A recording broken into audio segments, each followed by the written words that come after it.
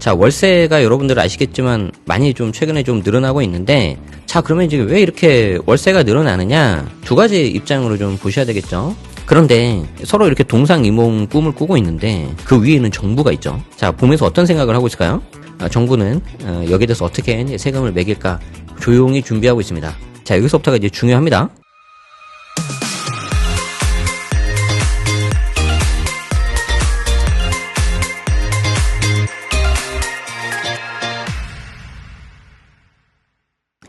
자, 안녕하세요. 3프로TV의 새로운 부동산 채널 맛동산에 함께하게 된 제네시스 박입니다. 여러분, 부동산 세금 굉장히 어렵고 복잡하죠.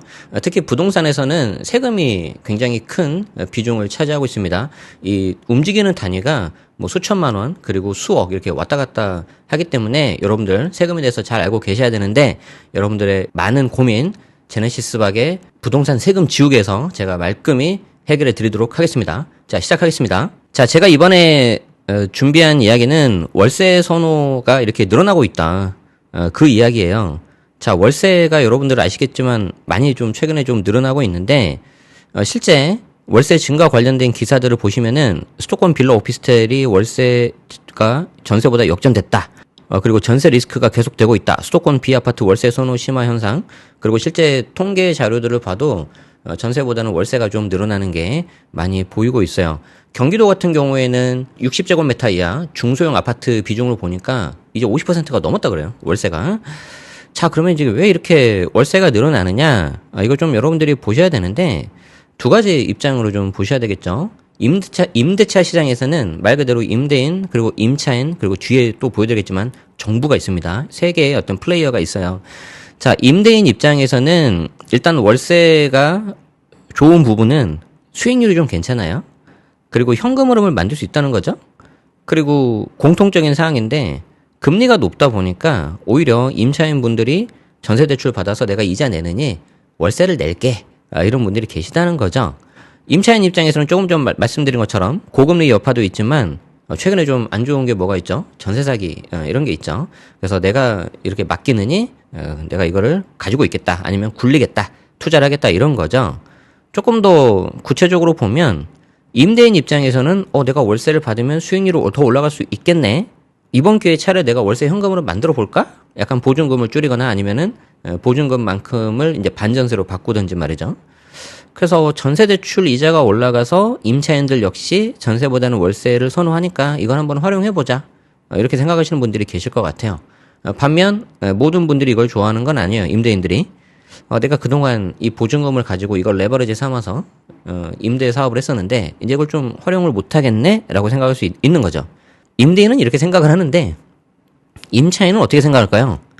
아니, 내 피 같은 이 큰 목돈을, 보증금을 왜 내가 집주인한테 맡겨야 되냐? 이걸로 내가 투자를 하는 게 더 오히려 낫지 않을까? 그리고 이제 내가 전세대출 이자를 낼 바에는 차라리 그 돈으로 투자하겠다. 부동산에 할까? 주식에다 할까? 이렇게 하는 건데, 반면 임차인 입장에서도 걱정은 있죠. 내가 투자를 좀 했는데 이거 잘못하면 어떻게 되지? 이제 이러면 이제 보증금마저 이렇게 잃을 수가 있는, 굉장히 좀 리스크가 있는 거죠. 이렇게 임차인 그리고 임대인 모두 다 이렇게 생각하는 바가 좀 달라요.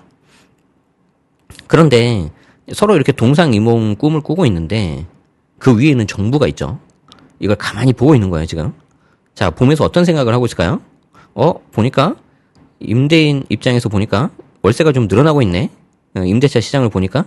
자, 그러면은 일단 임대인한테 먼저 타격이 갑니다. 항상 이 정부, 특히 과세 당국은 조금 더 유리한 입장에 뭔가를 하는데, 자, 여기서부터가 이제 중요합니다. 내가 만약에 주택을 가지고 임대소득이 발생을 해요. 이때 임대소득은 전세하고 월세 두 가지가 있지 않습니까? 월세는 여러분들 아시는 것처럼 뭐 월 50만 원, 100만 원 이렇게 현금 흐름이 들어오는 거고요. 내가 보증금을 받으면 이 보증금을 가지고 원래대로라면은 내가 이제 그 보증금을 가지고 있어야 되잖아요. 임대인 입장에서. 그럼 그 목돈을 어디다 넣겠습니까? 내가 이제 금융기관에다가 예치를 한단 말이에요. 그럼 뭐가 발생하죠? 이자가 발생을 하겠죠. 자, 그럼 과세당국 입장에서 실제 너가 그 목돈을 예금에 넣지 않았지만 내가 예금에 넣어서 이자를 어느 정도 받았다라고 보겠다라고 간주해서 세금을 매기는 게 있습니다. 그게 이제 좀 어려운 말로 간주 임대료라고 하는데 밑에 있는 것처럼 보증금 합계액이 3억이 넘어야 돼요. 자, 여기에 대해서는 제가 계산하는 거 다음에 한번 해드릴 거예요. 그래서 구독하시고 알림 설정 하시면 좋을 것 같고요. 자, 그러면 이제 월세하고 간주 임대료 두 개에 대해서 이렇게 내가 세금이 부과가 될 수가 있는데 그 기준이 뭐냐는 거죠. 기준이 있어야지 내가 세금을 부과할 수 있는 거잖아요. 여기서 여러분들이 중요하게 알아야 되는 게 바로 그 기준이 부부합산 주택수입니다. 자, 뭐라고요? 부부합산 주택수예요. 그래서 부부합산 주택수가 1주택이다. 그러면 월세, 간주임대료 둘 다 비과세예요. 다만 해당 1주택이 기준시가 12억 초과하는 고가주택이고 월세면 과세가 됩니다. 뭐 그렇게 크게 걱정 안 하셔도 될 것 같아요. 이거는. 만약 부부합산 주택수가 2주택이다. 그러면 월세 과세됩니다. 간주임대료 즉 보증금에 대해서는 세금 안 붙어요. 그러니까 내가 주택이 두 개가 있는데 둘 다 전세를 주거나 하나는 실거주 그리고 다른 하나는 전세를 줬다. 그러면은 임대소득에 대해서는 내가 비과세를 만들 수가 있는 거죠. 만약에 부부합산 주택수가 3주택이다. 그러면 월세, 간주임대료 전부 다 과세가 됩니다. 자, 그래서 제가 좀 전에 말씀드린 것처럼 일단 1주택자라면은 고가주택 월세만 아니면 되니까 너무 염려 안 하셔도 될 것 같아요. 2주택자는 월세만 과세가 되고요. 3주택자라면 모두 다 과세가 되고 중요한 건 부부합산 주택수라는 거. 그리고 이걸 잘 활용하면 내가 좀 많은 월세를 받지만 그 세부담을 굉장히 많이 줄일 수도 있어요. 이제 이거는 좀 다음에 제가 별도로 다루겠습니다. 시간이 굉장히 많이 걸리고 좀 어려운 내용이기 때문에. 자, 이제 월세가 좀 늘어난다는 거, 그리고 주택임대소득 과세 요건을 봤는데 전반적인 임대차 시장이 월세가 늘어나면 어떻게 될까요? 자, 임대인 입장에서는 현금 흐름이 좀 늘어날 수 있겠죠. 하지만 확실한 건 뭐냐면 과세 포착이 훨씬 더 쉬워집니다. 전세보다. 그리고 임대인이 만약에 내가 별도 근로소득이 없다. 그런데 임대소득만 있었다. 그러면은 뭔가 소득이 발생했기 때문에 우리가 건강보험료에 있어서 피부양자가 아니라 지역가입자로 전환될 수 있는 그런 리스크가 있어요. 건보료도 우리가 따로 볼 겁니다. 자, 그리고 임차인 입장에서는 예를 들어서 내가 처음부터 월세를 했다. 그러면 큰 이슈는 없어요. 그런데 내가 활용할 수 있는 보증금을 잘못 활용하면 이제 좀 리스크가 이제 커지는 거죠. 반면에 정부 입장에서는 세원 포착이 굉장히 용이합니다. 그리고 임대차 거래 내역 파악이 되게 쉬워져요.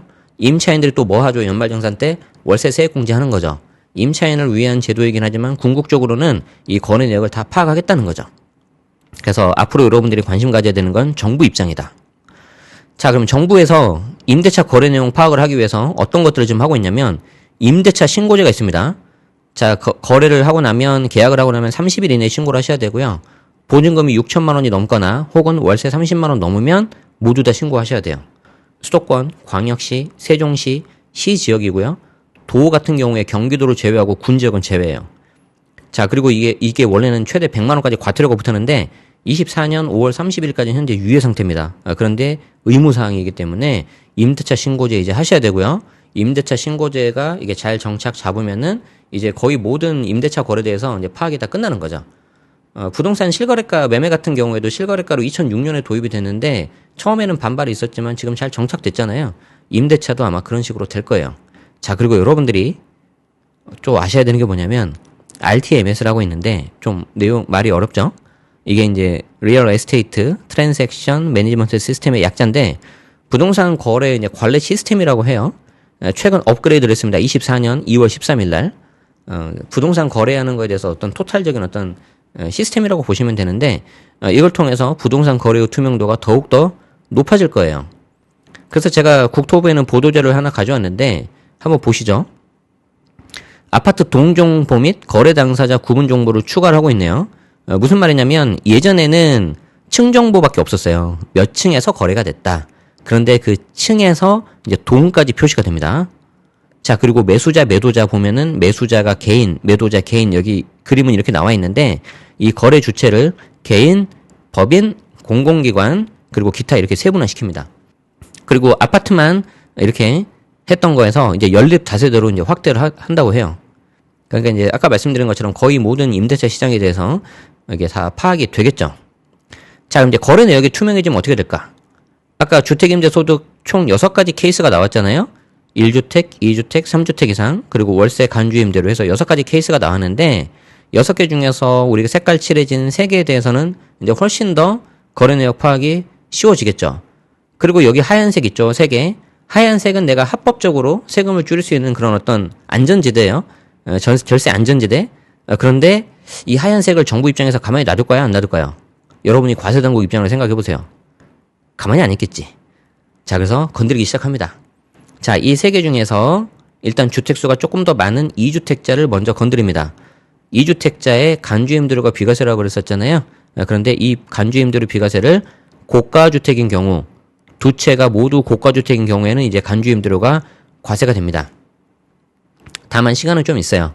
26년 1월 1일 이후 개시하는 과세 기간부터 적용이 됩니다. 그래서 내가 주택이 2개다, 그리고 2개 다 고가주택이다, 그리고 지금 대통령령으로 정하는 금액을 초과하면, 즉 아까는 보증금 3억이었는데 지금은 아직 결정이 안 됐거든요. 이제 얼마가 될지 좀 지켜보셔야 될 것 같아요. 그래서 2주택 고가주택이신 분들은 이제 전세 임대하는 것도 이제 좀 조심하셔야 된다. 자, 그리고 간주 임대료가 이 보증금을 금융기관에 예치를 해가지고 어떤 이자를 받았다고 그냥 간주하겠다, 보겠다 이런 거라 그랬었잖아요. 22년까지는 이 이율이 1.2%였어요. 저금리 시대니까. 그런데 23년, 그러니까 23년 했던 거는 그 다음 연도, 즉 24년 올해 5월 달에 신고하게 돼 있거든요. 무려 2.9%로 2배가 넘습니다. 어마어마하죠. 자, 그리고 올해 24년, 이제 내년 25년도로 이제 신고를 하겠죠. 이제 3.5로 올라갑니다. 그러니까 금리가 올라갔잖아요.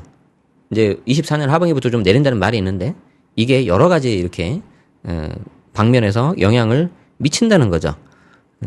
이 간주임대료는 조금 더 제가 구체적으로 설명드리자면은 국세 환급 가산금의 이율을 따라가요. 그래서 내가 세금을 좀 더 냈다. 그럼 국가 입장에서도 이걸 돌려주거든요. 돌려줄 때 우리가 더 많이 걷어서 갖고 있었으니까 이자 쳐서 좀 더 줄게 라고 주는 건데, 이 이자가 올라가니까 간주임대료 이자도 올라가는 거예요. 그런데 여러분 생각해 보세요.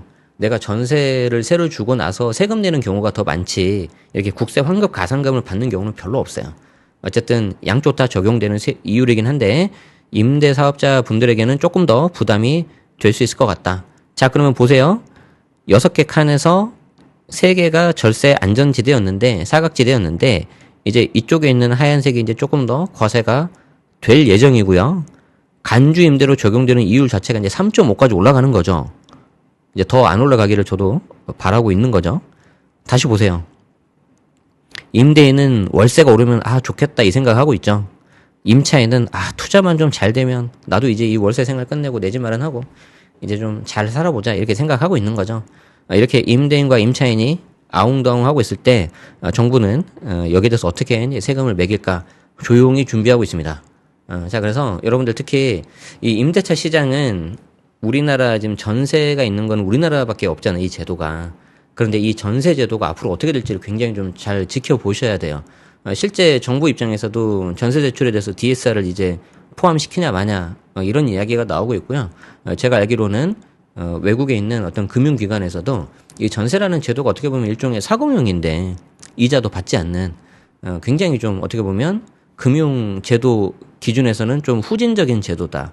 여기에 대해서 어떻게 세계 경제 한 10위권에 있는 대한민국이 이걸 계속 유지할 수 있냐 이런 압박도 있다고 해요. 그래서 중장기적으로는 전세가 소멸까지는 아니더라도 굉장히 좀 많이 줄어들지 않을까. 그리고 그에 따라서 여러분들이 임차인이든 임대인이든 대응하는 방법이 달라질 것 같다. 오늘은 임대인 편을 봤어요. 세금이 확실히 좀 과세 포착되는 게 늘어나겠죠.